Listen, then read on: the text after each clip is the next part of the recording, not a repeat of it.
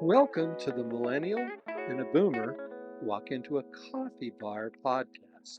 The very best podcast to get your life advice in the form of a grande caramel macchiato in a venti cup, one third whole milk, one third almond milk, one third soy milk, double the amount of vanilla syrup, caramel wall in the cup, no caramel drizzle on top, upside down, of course, tall ice cup, whipped cream, rounded lid, one shot extra espresso, decaf, cinnamon sprinkled on the top, and for the name, that's David, spelled Dafydd, please. Or to get your business, finance, and life support black coffee advice, I'm Dan, I'm a Boomer. And I'm Chase, the Millennial. Thanks for joining us today. Well, we're back at it. Second time is a charm. It's got to be. Not the third time, it's the second time. Yeah, it's actually.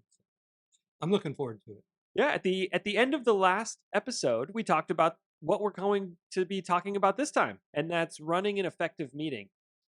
You know, the last episode was actually the introductory episode, so we're just getting started here. And I've been to some really good meetings, and I've been to some really bad meetings. So I think we should have a chat with our listeners, keying in that what makes a good meeting and what makes a not so good meeting.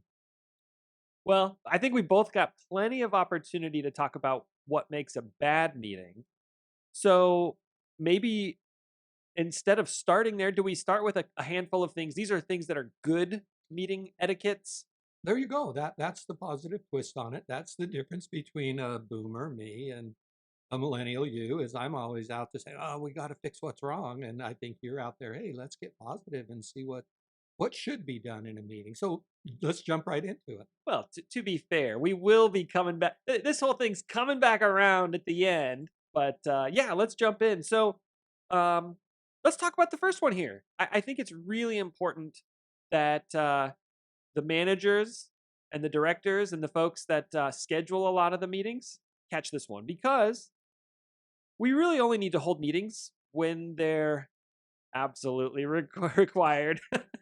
Exactly. I've been in so many businesses where something is good, bad, or indifferent. Oh, let's have a meeting. I want you to invite so and so, and we got to have a meeting and invite me and have it be at 3 o'clock. No, let's not have a meeting. Let's only hold those meetings when they're absolutely necessary, and there's an outcome that can be expected or predicted. So give me an example. You get an email and there's something that says, I do need a meeting on this. What's an example of that when we think about it? Well, I think the very first thing that you should start off with is only invite those people that are necessary. You don't need to have the kitchen sink and everybody involved in a meeting just to have a meeting. And so let's go on the assumption that okay, a meeting is needed. And that's the first key thing, but then only invite those people that are absolutely necessary, that one either can contribute to the meeting or need to be aware of the outcome. So, you know, uh, I'm the millennial here, and we like the RACI model, RACI, the RACI model. And basically, what that describes is the people that need to be included in the meeting are the people that are ultimately going to be accountable for whatever outcome is reached, or for the people who have to give input in order to get to a decision, right? Exactly. Okay. All right. Good. We got that one. So we're moving along now pretty good. And then the other thing is I've been to meetings where we all kind of look around and look at each other. We need a facilitator.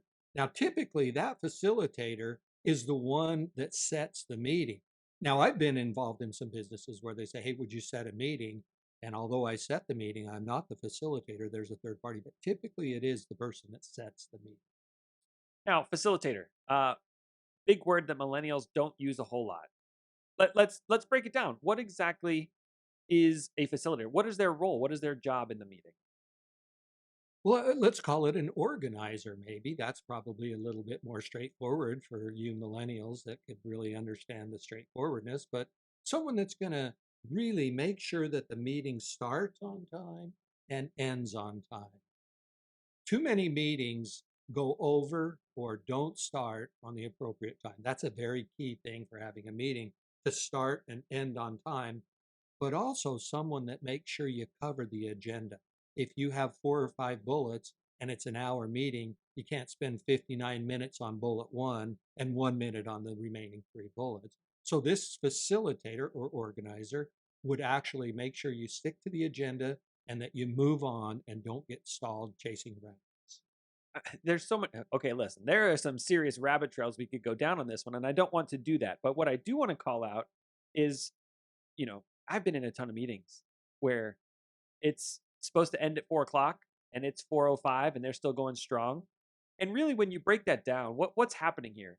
The people involved, the facilitator and those that continue the conversation, are not respecting the time of everyone else involved.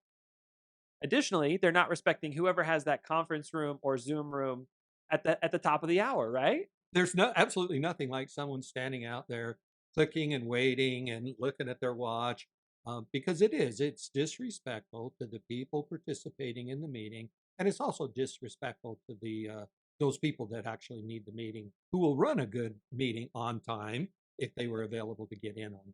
So All right, so that's a good point. starting the meeting and ending the meeting on time also includes not waiting until 3:15 to kick it off, right? If it starts at 3, let's go. Let's Yeah, get this thing going. one of the biggest problems that I've seen in my industry, and I'm a boomer and I don't know overhead projectors and I struggle with a lot of things, but we get in there at 1 minute to the meeting of the start and you plug in the overhead projector and you turn on the thing and it powers up, and then you can't view it overhead. You can't get the right perspective ratio. You can't get it up. And then you fumble around, and it's a killer of starting a meeting on time.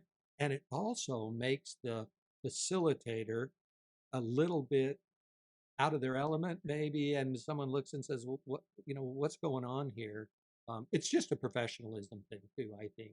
Be ready and be prepared. Get to the meeting room well in advance, and if there's a meeting before yours, go in an hour or two in advance and try to set up so you've got the ropes, right, of setting up the meeting. I think it's fair to call out that the millennials are LOLing you right now because we don't usually have that problem, but it's definitely an issue when you can't get stuff started. Okay, so we're going to start on time, end on time, cover and stick to the agenda, and follow all of those established meeting rules. Now, there are some rules, generally speaking, that are just business rules. No matter which organization you work with or for or partner with or whatever, Or what industry. doesn't matter what industry, there are some general things that stand out. And then your company might have things that are unique to them. And so what we're talking about here is both of those buckets in one thing, like all of the meeting etiquette, generally and specific for your organization. And that's the facilitator or organizer's role to cover. Absolutely, absolutely. It's always good to follow an agenda as part of your good meeting practices, but you ought to share that agenda in advance with all the participants, right? And send it out to those guys so they can understand where it's going and be ready to contribute to the conversation. Okay, so you've been in business for a long time. How far in advance should you send out the meeting agenda? 15 minutes before, 15 days before? What's appropriate here? I think a rule of thumb should be a minimum of 24 hours in advance.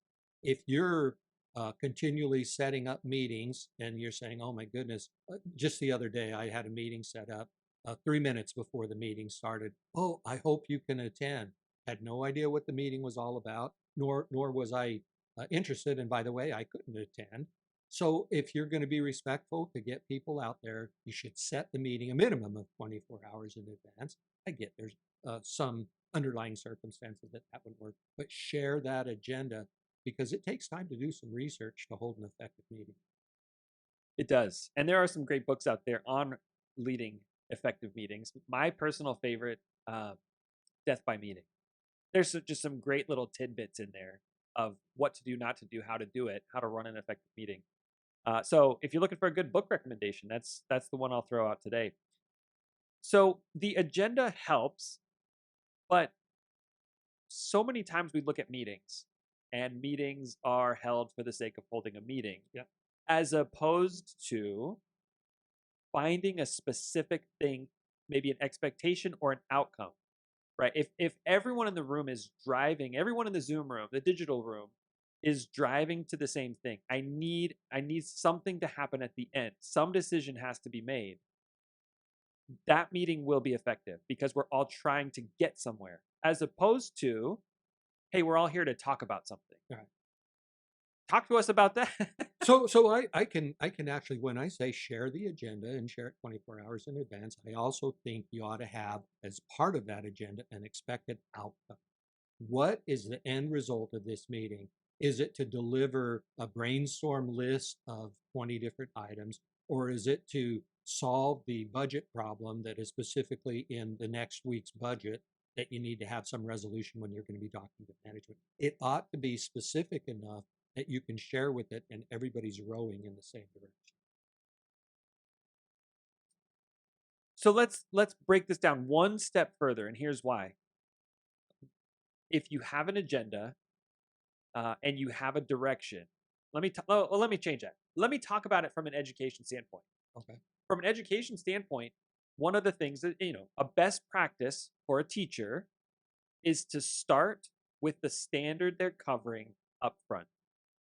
And some of the most effective teachers I've ever seen have started with their standard written on the dry erase board, chalkboard, if you're wondering what that is.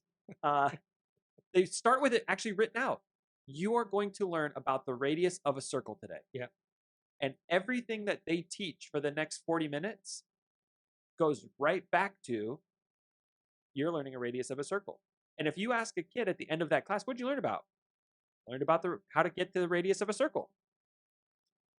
The way I would say it was keep the main thing the main thing. That's exactly, and that, by the way, that's a good book. It's called Monday Morning Leadership, which is where, we don't get anything from these guys' recommendations or anything else, but it's a really good book. Keep the main thing the main thing. And remember to come back on that. And there's some really effective teachers that can do that. There's some really ineffective aerospace people that can't do that. So. All right, so we've talked about a lot of pieces, but I think the important thing to call out, why are all of these pieces important? Simply put, to have a productive meeting. Because if you have an agenda, here's the question we're trying to answer by the end, and you have it 24 hours in advance. Now, I know as my partial contributor to this meeting, I need to bring this spreadsheet. I need to have this specific number ready for the conversation. The efficiency and effectiveness of the meeting is exactly right. Everybody's going in the same direction. You know what's an interesting thought too, and I think there's been some studies that have been done on if you have an 8-person team, only 3 people do 70% of the talk about that meeting. Not everyone participates, so another good practice is you've already prepped everybody well in advance. Ask those people that are not necessarily participating, say, hey, what do you think? Or, hey, what's your view on this? And actually draw them in. There's a lot of people that love to talk, and I am one of them. I absolutely, my wife tells me that all the time. Oh, you talk, talk, talk, talk, talk. But there's people that when they are asked to talk will come out with some very, very unexpected and complementary to the discussion tidbits that I think you need to draw out from a lot of those people. I was just thinking, if your wife was in here, she would say, Dan, quit sucking the air out of the room. There's 8 other people who want to talk. That's exactly right. That's, since we're throwing out books, see, my wife gave me a book, How to Get Your Point Across in 30 Seconds or Less. And it's one of the best books that I ever read because I love to talk. And I could get your point across in the first 30 seconds, or you need not say it at all. So Well, anyway, we're 13 minutes in on this, so apparently it didn't stick, but no, it's a good book. Very good. All right, so then, setting up some of those individual norms for your organization. Maybe you're a millennial middle manager and you can't set organizational norms for your company, but you can set it for your team, right? You've got 3 or 4 people that report to you, you host the meetings. right. What are some of those things that you could do? The easy way to do it is to limit the discussion time per topic. Yeah. So on your agenda, you say, look, we've got 30 minutes scheduled. We've got 3 items. At the 10-minute mark, whether we're ready or not, we're moving on. Or we're going to wrap it up in the next 60 seconds. As a boomer, I would have needed to take 30 minutes and my calculator and divide it by 3 to come up with the 10 minutes per topic. But you're exactly right. It's got to be structured to the point where you cover the ground that needs to be covered. And that's a good way to do it, and then stick to it. The facilitator or organizer needs to make sure that it's exactly stays on. Here's a tip or trick, maybe some kind of best practice for the facilitator. But if you're hitting your time limit and we have to move on, right? But you're not done discussing it. Man, I love employing the parking lot. Yeah. Hey, you know what? That's great. In fact, we have 13 people in this meeting. Only 5 of us need to do it. We're going to parking lot that. We're going to take that one offline. We'll come back with the decision so the group knows, but we've got to keep moving on. Right. And you get those 5 people that may be the stakeholders to go do it. You don't just walk away with unfinished tasks. Now, they could be in a parking lot, but you don't need to say, oh, well, it'll solve itself, because it won't. All right. So as we kind of wrap up here, we've got 2 more. And the one is definitely a boomer item because it starts with the word ban. What are we banning in meetings? The boomer Gestapo. I tell you what we absolutely need to do is ban unnecessary devices. You may be able to to multitask, microtask, whatever you call it, multitask, but it's unproductive, and it's almost rude to the extent too where oh, I can do email, and I can do spreadsheets, and I can contribute to the meeting. No, you can't. There should never in anybody's dialogue or business practice be multitasking. That is a killer of your time and your productivity. So if that word sounds bad, and I put that in these notes specifically, ban unnecessary devices. Spoken as a boomer male, man, you can't No, I can't multitask either. I can't do it. I like to pretend that I can. But if you want an effective outcome, Right. you're not participating if you're candy crushing it on your phone during a meeting.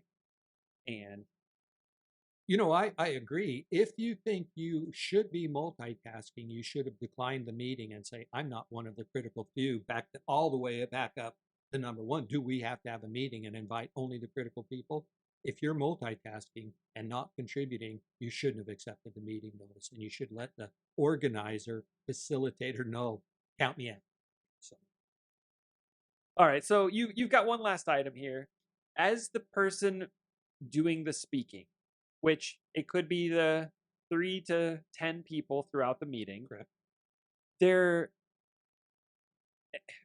as I was thinking about this, I think this is probably more applicable to huge multinational organizations with people from different countries that you have people where that English may not be their first language on an English speaking conference call. That's one big reason why. Right. There's another reason, and the point here is to speak slowly and clearly when presenting. Right. I don't know how many times I've been in a meeting where someone talks fast like me, and man, they just go through something so fast, and then by the time you get through, you're like, your brain is still catching up with what they were saying, and the meeting's already moved on. Yeah. There's not time to decipher what that means, think about the implications, and then provide beneficial input. Right. And emotions can run a big key to that. I was in a meeting and I was getting emotional, and I was like, oh my goodness. And someone turned to me and said, are you gonna breathe? So you should really enunciate and take time to talk. And I get the foreign thing. I've worked with a lot of foreign people, and we all have our own contributions to the language that's part of the meeting. But your sister and her daughter, your niece, my daughter and granddaughter, oh my goodness, they can rattle off, and my brain's still trying to catch up, and the meeting would have gone completely past me. So slow down, be expected to enunciate your words, and then stop and solicit input. Now, one other thing is, a lot of people just jump in and talk over people and get going. That's not a good business practice either. Stop, allow people to speak, and hear them out. The other piece that goes along with that, speaking slowly and clearly, is before responding. Maybe if you're one of the people that speaks quickly and says things without thinking, maybe let someone finish what they're saying and count to 3 in your head and then jump in. I know for me, I've been prone to listen to respond instead of listening to understand what they're saying. Yeah. And just giving yourself that extra 2 to 3 seconds, really, it makes a big difference. There was a guy I worked with and it drove me crazy. I'd say something and long pause, uncomfortable, and he would come back with some of the best things. And I learned from him that don't uh, think or listen to respond, listen to comprehend. That's a good point. And I didn't even put that in my notes. And I think that's probably one of the best things that could be done. Listen, us millennials, we just come up with stuff, man. We don't have to wait for the notes. Oh, mercy, mercy. Just repeating. And that was not original. It's definitely something I've repeated from someone else. Yeah. All right, as we wrap up, where are we going next week? Well, so we're back now into business, right? I mean, you're in business, you own your own company. I'm in business and trying to get semi-retired and everything else. But I think our next episode ought to be managing your career and managing that career with purpose. It's not a fly by the seat of your pants opportunity. It's really you can make your own breaks and manage your own career. And you're responsible for doing it, not HR, not your boss. So. Well, I'm looking forward to it. Thank you so much for joining us. And don't forget, just because it's different, Doesn't mean it's wrong. see you next time.